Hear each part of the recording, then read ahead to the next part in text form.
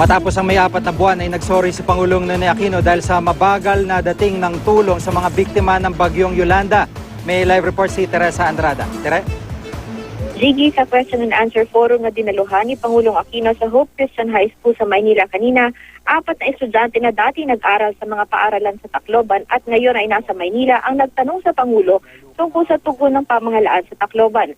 Ayon sa isang estudyante na taga-Barangay 48, 3 araw raw matapos ang pananalasa ng bagyong Yolanda, saka lang sila nakaramdam ng tulong ng pamahalaan.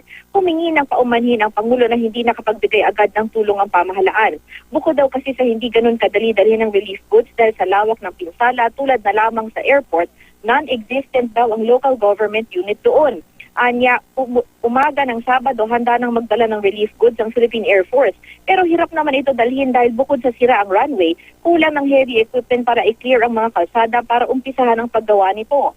Ang dapat na 290 na pulis sa Tacloban na tutulong sana sa clearing, 20 lamang ang dumating. Ito raw ay iniimbestigahan na. Kinailangan para magdala ng national government ng mga sundalo mula sa Armed Forces of the Philippines para maumpisahan ang clearing. Hindi rin daw biro ang dami ng tao na kailangang ilikas dahil ang hardest hit na lugar kasi ang yung sentro ng probinsya kung saan naroroon ang mga pangunahing pangangailangan ang siyang tinamaan.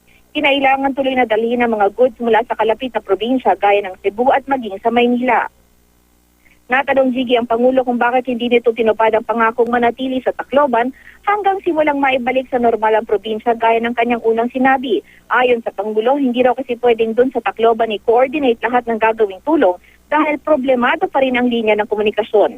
Dagdag pa ng Pangulo, umalis siya dahil sa kanyang pagkakaalam ay naayos na ang mga detalye ng mga dapat gawin alinsunod sa mga napag-usapan sa pulong na kanyang dinaluhan habang naroroon. Nangako naman ang Pangulo sa mga estudyante na titiyakin ng gobyerno na lahat ng financial assistance na ibinigay ng mga ibang bansa will be accounted for.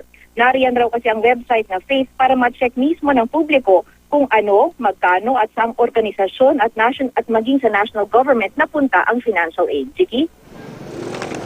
Maraming salamat, Teresa Andrada.